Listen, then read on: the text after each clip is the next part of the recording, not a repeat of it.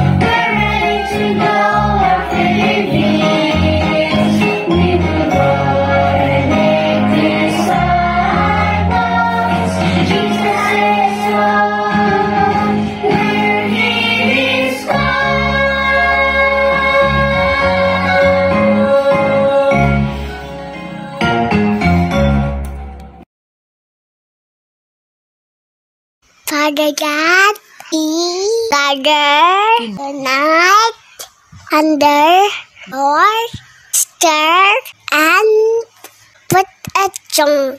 Thank you for your loving kindness that never fails. Let us go us with your peace. And Jesus, Amen.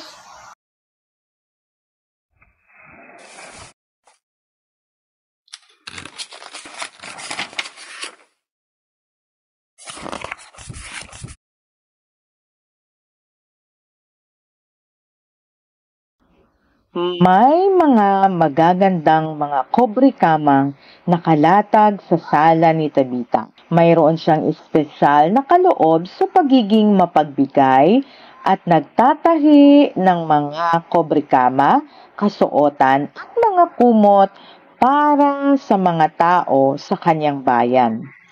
Isa siyang kaibigan at katulong sa mga taong mahihirap. Kilala rin si Tabita bilang Dorcas. Naninirahan siya sa isang bayang tinatawag na Joppa, na isang abalang daungan sa tabi ng dagat. Maraming mga bangka ang dumarating sa Joppa na naglululan ng mga bisita. Kilala si Tabita bilang apostol o katulong ni Jesus dahil sa pag-ibig na ipinamamalas niya sa pagtaki ng mga damit para sa taong nangangailangan nito. Kamusta, Tabita? Salamat muli sa magandang scarf na ginawa mo para sa akin. Wika ng isang bisitang nakatayo sa labas ng kanyang pintuan. Walang anuman. Gusto ko lang magkaroon ng kanilang kailangan ng bawat isa. Ang wika ni Tabita. Bawat isa'y nagmamahal kay Tabita. Tinanggap niya ang lahat sa kanyang tahanan na may mainit na pagkain at regalong kanyang ginawa. Kapag walang sapat na perang pambili ng bagong damit, tiyak tutulong si Tabita sa pagtatahi ng damit para sa pamilya. Maraming tao ang sumisigla at nagpapasalamat na may isang taong tulad ni Tabita. Hindi lang binigyan si Tabita ng kaloob sa pagiging magiliw sa pagtanggap ng mga bisita, kundi may kaloob din sa pananahi. Iniibig ni Tabita ang Diyos at mahal din niya ang mga tao. Isang araw, nagkasakit si Tabita. Palubha ng palubha ang kanyang karamdaman at kita ang doktor na kagamutang tutulong sa pagpapabuti ng kanyang kalagayan. Paglipas ng ilang sandali, namatay si Tabita. Anong pagkagimbal ng madaming mga tao na nagmamahal sa kanya? Bawat isang nasa bayang iyon nawasak ang puso at umiiyak. Hinugasan ang kanyang katawan at naghanda para sa paglilibing. Samantala, narinig ng ilang mga taong nasa kalapit bayan si Pedro.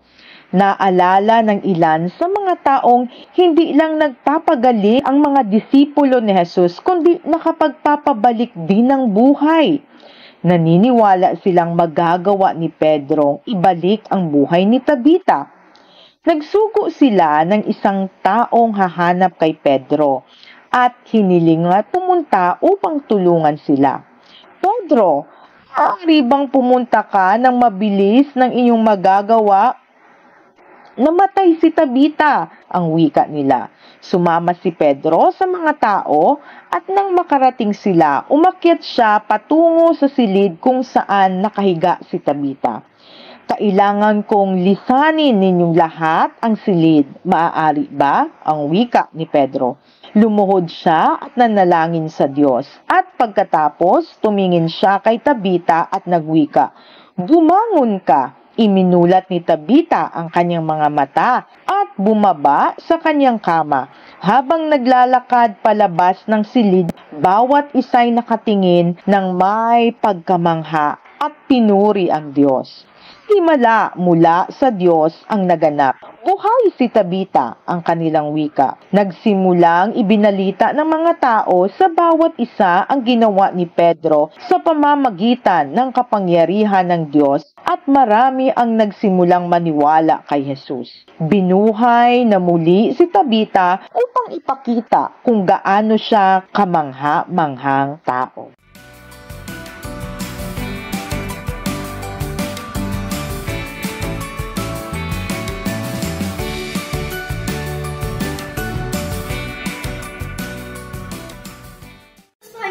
Kwento ni Tabita o Dorcas? Sana may natutunan kayo. Bago tayo magtapos, meron akong 2 tanong. Handa na ba kayo? Handain niyo na ang inyong lapis at papel. Handa na ba ang inyong lapis at papel? Nandito na ang aking 2 tanong. Number 1. Anong mabuting bagay ang iyong magagawa upang tumulong sa ibang tao sa iyong komunidad o iglesia? Maaaring namulot ka ng mga basura sa isang parke, tumulong sa mga nangangailangan sa pagbibigay ng donasyong pera sa tulong ng iyong magulang, o mamimigay ng mga damit na hindi mo na kailangan. Number 2. Paano nagiging saksi ang pagtutulong sa mahihirap at mga nangangailangan? Tandaan, kahit bata tayo o maliit, madami tayong magagawa upang maging saksi ng Diyos. Paalam!